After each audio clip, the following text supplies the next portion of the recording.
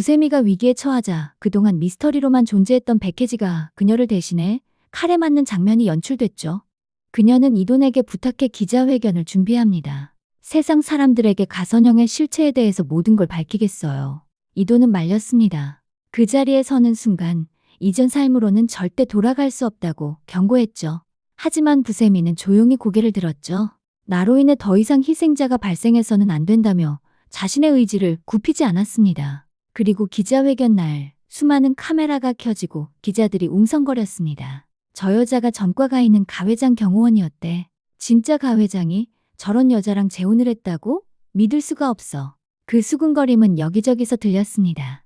부세미는 단상 위에 서서 입을 열었습니다. 저는 진실을 밝히기 위해 이 자리에 섰습니다. 그리고 동영상 하나를 재생했죠. 순간 기자들은 저게 뭐야라며 놀라움을 금치 못했죠.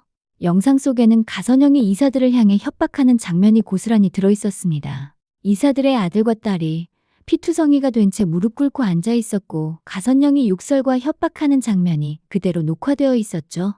게다가 이사들을 협박해 충성서약서를 받는 장면들까지 영상에 그대로 들어있었는데요. 기자들은 벗겨진 가선영 가면에 경악했습니다. 세상에 저런 미친 여자가 있어. 이거 진짜 실화 맞아? 가선영은 자신을 향한 후레쉬를 피해 달아났는데요. 얼마 후 사람들은 끔찍한 장면을 목격하게 되죠. 가선영이 모두가 보는 앞에서 갑자기 목을 움켜쥐며 쓰러진 것입니다. 목에는 피가 터져 나오고 의식은 희미해져 갔죠. 몰려든 기자들로 인해 플래시가 폭발하듯 터졌습니다. 순식간에 기자회견장은 아수라장이 되었습니다. 가선영 씨 괜찮습니까? 누가 그랬죠? 그 혼란 속의 부세미는 가선영을 멍하니 지켜보고 있었습니다. 과연 가선영에게 위해를 가한 사람은 누구일까요? 영란은 아닐 것이고 이돈도 아닐 것입니다. 그렇다면 남은 단 한 사람이 있죠. 바로 가선우입니다. 자신을 정신병원에 가두고 자신을 죽이려 끊임없이 자신 뒤를 뒤쫓던 누나 가선영에게 보란듯이 복수한 것입니다. 현장에 나타난 가선우는 누나 정신 차려라고 소리치며 오열하는 모습을 보였는데요. 하지만 모두가 눈치채지 못했지만 가선우 입꼬리는 올라가 있었습니다. 누나 이제 끝났어. 그러게 나한테 왜 그랬어? 가선영은 119에 의해 병원으로 실려갔지만 다행히 죽지 않았습니다. 의식은 희미했지만 여전히 살아있었죠. 희미한 의식 속에서도 가선영의 광기는 그대로 드러났습니다. 한편 기자회견 이후 부세미의 이름은 세상에 알려졌는데요. 전과가 있는 고아원 출신 김영란 가회장 경호원에서 가선그룹 안주인이 된 인물 그녀의 진짜 정체는이라는 타이틀로 기사가 도배되었습니다. 언론은 그녀를 괴물로 만들었지만 부세미는 담담했습니다. 가선영이 습격을 당한 건 이돈을 자극한 것이 한몫했는데요. 무창으로 향한 가선영은 이돈을 협박했죠. 이선 유치원 원장, 내 누나지? 분노한 이돈은 말합니다. 가족을 건드리지 마. 하지만 가선영은 웃으며 속삭입니다. 내가 내 편에 선다면 너와 내 가족은 안전할 거야. 그리고 이변이 원하는 건 내가 다 들어줄 수 있어. 이돈은 더 이상 지체할 수 없다고 판단했습니다. 그리고 가선영을 제거하는 데 가선우를 이용한 것이죠. 가선영이 가장 고통스러워할 방법을 선택한 것입니다. 조용하던 무창마을에 낯선 이의 그림자가 드리워졌습니다. 그 시선이 향한 곳엔 아이들과 웃으며 지내던 부세미가 있었죠. 그 남자는 가선영이 보낸 킬러였습니다. 며칠 전부터 부세미는 마을 어귀에 이상한 낯선 얼굴을 발견했습니다. 언제나 같은 시간 같은 곳에서 누군가 자신을 지켜보고 있었죠. 그녀는 불안함을 떨치기 위해 직접 설치해둔 CCTV를 확인하기 시작했죠. 그런데 화면 속에 한 남자가 렌즈를 향해 손을 뻗고 있었습니다. 그리고 망치로 카메라를 내려치려는 순간 놀란 부세미는 자리에서 벌떡 일어났습니다. 자신이 설치한 CCTV가 공격당하고 있었던 것이죠. 그녀는 지체 없이 현장으로 달려갔는데요. 하지만 그것은 덫이었습니다. 그 남자는 부세미를 기다리고 있었죠. 어둠 속에서 갑자기 팔을 휘두르며 그녀의 목을 잡습니다. 거친 호흡에 목이 졸린 부세미는 바닥에 쓰러지고 말았죠. 숨이 막히고 눈이 흐려질 때 누군가 부세미를 부르는 소리가 들렸습니다. 바로 전동민이었습니다.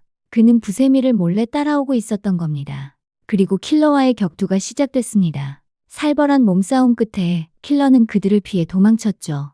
하지만 부세미의 손끝은 여전히 떨리고 있었죠. 그날 이후 부세미는 결심했습니다. 저 사람 절대 그냥 두지 않겠어. 그녀는 킬러의 목에 난 상처를 기억했습니다. 그 상처는 깊었고 흔적이 분명했죠. 그녀는 그 흔적을 단서로 마을의 모든 사람을 관찰하기 시작했습니다. 그리고 최근에 마을에 들어온 사람을 떠올렸죠. 유치원 운전기사와 마을 인부들이었습니다.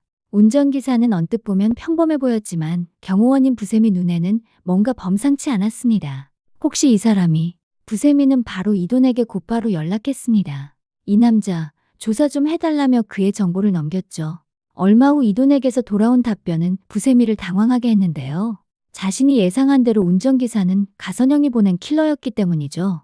이돈은 그에게서 전과 기록이 확인되었다며 조심하라고 경고했습니다. 하지만 부세미는 경찰에 신고하는 대신 자신이 처리하기로 결심했는데요. 자신 집으로 유인하는 방법을 선택했죠. 킬러에게 부탁할 것이 있다며 집으로 와달라고 메시지를 보냈습니다. 부세미는 자신이 한 선택이 얼마나 위험한 선택이었는지 이때까지는 알지 못했습니다. 정말 무모함에 가까웠죠. 얼마 후 킬러와 마주한 부세미는 그에게 총구를 겨누며 자백을 받아내려고 했습니다. 하지만 킬러에게 순식간에 제압당한 부세미인데요.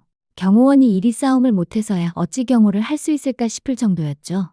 킬러는 순식간에 부세미를 제압했고 그녀는 겨우 저항했지만 그의 힘은 너무 강했습니다. 순식간에 부세미 목에는 마취주사가 꽂혔고 부세미의 시야가 흔들렸죠. 그 순간 문 밖에서 또 다른 인물이 뛰어들었습니다. 친구야라고 외치는 백혜지였습니다. 그녀는 부세미를 감싸 안으며 오열했고 킬러가 찌르는 칼을 부세미를 대신에 맞았는데요. 쓰러진 백혜지에게서 피가 흐르기 시작했고 시간이 멈춘 듯 했습니다. 부세미는 자신을 대신해 쓰러진 백혜미를 향해 울부짖었죠. 그 장면 하나로 백혜지에 대한 모든 평가가 뒤집혔습니다. 그동안 사람들은 말했죠.